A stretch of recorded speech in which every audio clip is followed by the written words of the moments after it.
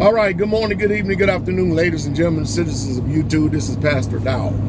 I want to talk to you this morning about something for all of us to think about and consider. You know, most people value my opinion, and they, pick and choose to apply whatever principles I teach to their lives. And no doubt, if you do consider what I say, meditate on it, you'll find some type of benefit in the wisdom and knowledge and understanding that I'm doing my best to offer, because after all, what I'm here for is to provide a service to you, to actually help stimulate thought, and put a defibrillator on our minds to actually reach into regions and areas that we probably have never even thought about, much less considered in our life.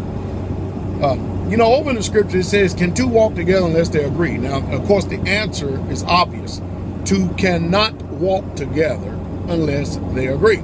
Now, let's just use this principle with just man and man, because we understand, for those of us who do have biblical understanding, that it's talking about man with the Father. But let's just use man and man. It's obvious with so many different mindsets and so many different opinions, and we are a very opinionated generation. And everybody in this generation believes that their opinion is valid. Everybody in this generation believes that their opinion matters. And of course, we're learning quickly in this generation what law we all decide to submit to, whether it be the law of man or the law of the Father himself. And of course, many of us are seeing, as many we cross many junctures in our life, who do we actually submit to. And I myself personally hope that you will submit to the Father himself. But it's obvious that two cannot walk together unless they agree. And rather than people trying to do whatever they can do to cultivate healthy relationships, it seems like that everybody always has this point of contention and division in them. Why is this such? Well, I've learned over the years that the reason why people ultimately cannot be at peace with anyone or someone is simply because they cannot be at peace with themselves. I've learned that people are totally discontented with themselves. And they're frustrated with themselves. And most human beings that I've come across, including myself until I learned this, most of us, we attack others based on inconsistencies, based on faults and failures that we have failed to deal with within our own selves. Now, that is the naked truth. It's a hard reality. It's a hard pill, and truth is a hard pill. And it must be swallowed, and it must be taken as a prescription on a daily basis in order for you to gain understanding and peace as we go forward here in life. And I've learned that most people are just simply not interested in truth whatsoever at all. That people base truth on their own personal opinion and their own personal perspectives. And while basing truth on their own personal opinion and perspectives, these type of people expect for the rest of the world to agree with them. They expect for the rest of the world to walk after what they call their book of the law. And anytime someone is not walking after their book of the law, they automatically condemn, they begin to slander, they begin to backbite, they begin to deceive, they begin to twist, and they begin to present half-truths to warp and distort, all to ally to try to get other people to agree with them in order to fight against another individual. And it's a sad situation, because you can tell that we're not a generation that actually exercise self-autonomy. We do not truly think independently. We think after our environment. We think after the way that we have been programmed to think based on our environment. We think based on the truths that we personally have chosen to accept. And then we walk after that as if it is the truth itself. And it's a very dangerous arena that we're in, because, people like me, for instance, I have a way that I believe that the truth is. And I usually live after that paradigm, and I function after that paradigm.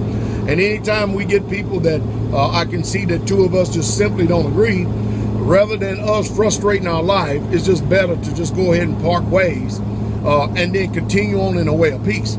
Usually, if I have a disagreement with someone or someone has a disagreement with me, the only time you ever see me fight and resist or back is whenever these type of people want to continue to attack. And then sometime I look and consider the source. I consider the ignorance, the dismal ignorance that a lot of people are functioning after. I consider the attitude. I consider the level of education. And what I mean by level of education, stuff that they have chosen to burn the midnight oil, to put personal improvements on their own mind with. And I look at the individual as a whole and try to come to a very rational conclusion to determine if I want to continue to engage in this argument or this war. And a lot of times, a lot of these, I will put it like this, warrantless verbal wars are really just best left alone, because when you're dealing with people who have little to no intelligence whatsoever at all, you will never get your point over to these kind of people.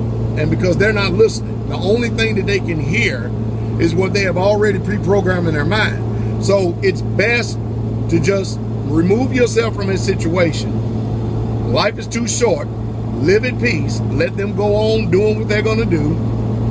Slander, backbite, deceive, twist, warp, distort, because that's all the happiness that they will ever be familiar with in all of their life. That's, after all, that's all that they have. That's all that they got. Most people, all that they have is a video camera to vent out their frustrations, to do whatever they can to affect change in other people's minds, in a negative way, not a positive way.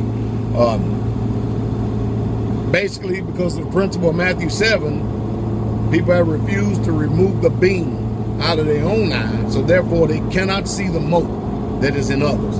And because the beam is so large and so big, it's a sad situation that we all find ourselves in. Well, I would tell you this. I hope that I said something that would encourage your heart, that will stimulate thought, that will give you a consideration to try to evaluate yourself as you go forward in life, because a lot of these little small skirmishes that are called verbal wars and disputings among men, they're really truly not worth your time. You have better things to do with your time than to sit and fight with someone that is a foolish, stupid, dullard, ignorant of a person. And that's the truth. And that's the truth straight away. Y'all have a good weekend, all right? King coming.